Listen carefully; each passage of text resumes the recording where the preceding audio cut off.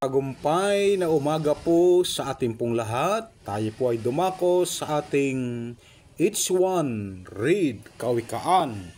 At tayo po ay nasa Kapitulo 17 ng Aklat ng Kawikaan. Simulan po natin. Kahit tinapay ang kinakain, ngunit may kapayapaan. Mabuting di hamak kaysa malaki, ngunit magulong handaan.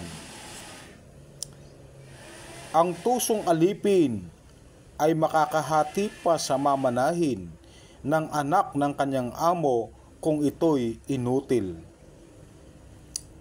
Dinadalisay sa apoy ang ginto at pilak, ngunit sa puso ng tao'y si Yahweh ang sumisyasat.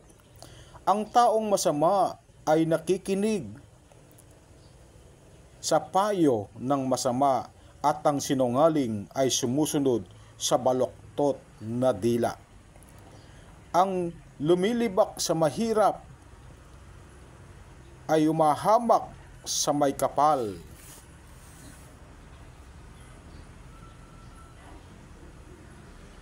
At ang nagagalak sa kapahamakan ng iba'y mayroon ding pananagutan. Ang mga apo ay putong ng katandaan. Ang karangalan ng mga anak, ang kanilang magulang.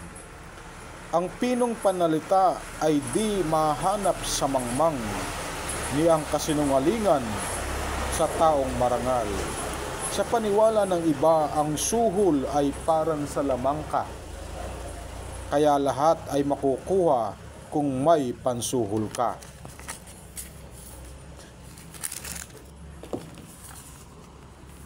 Ang pagpapatawad sa kapwa ay nagpapasarap sa samahan, ngunit ang pagkakalat sa kasamaan ay sumisira sa pagkakaibigan.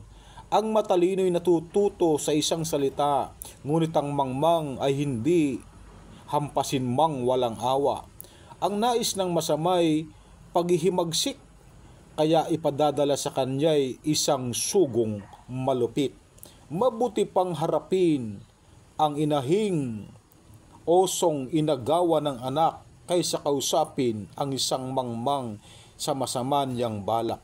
Kapag masama ang iginanti sa mabuting ginawa, ang kapahamakan sa buhay ay hindi mawawala. Ang simula ng kaguluhan ay parang batas sa isang dike na dapat ay sarhan bago ito lumaki.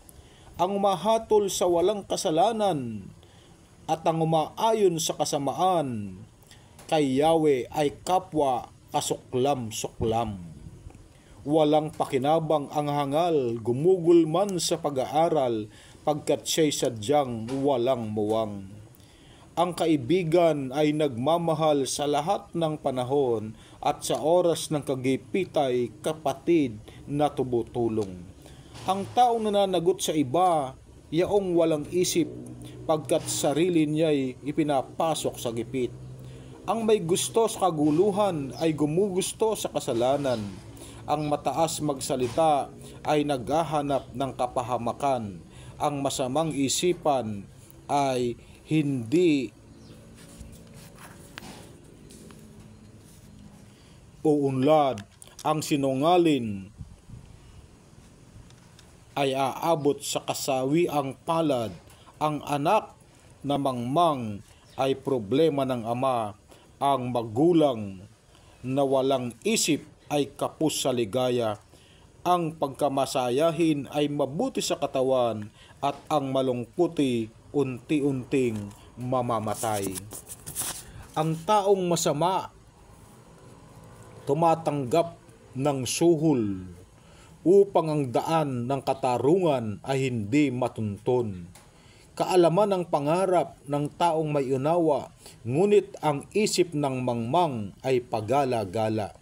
Ang hangal na anak ay problema ng kanyang ama, at pabigat sa damdamin ng kanyang ina. Ang pagpaparusa sa matuwid ay hindi mainam, at di tamang pahirapan ang taong marangal. Nagtataglay ng kaalaman ang maingat magsalita, Ang mahinahon ay taong may pagkaunawa.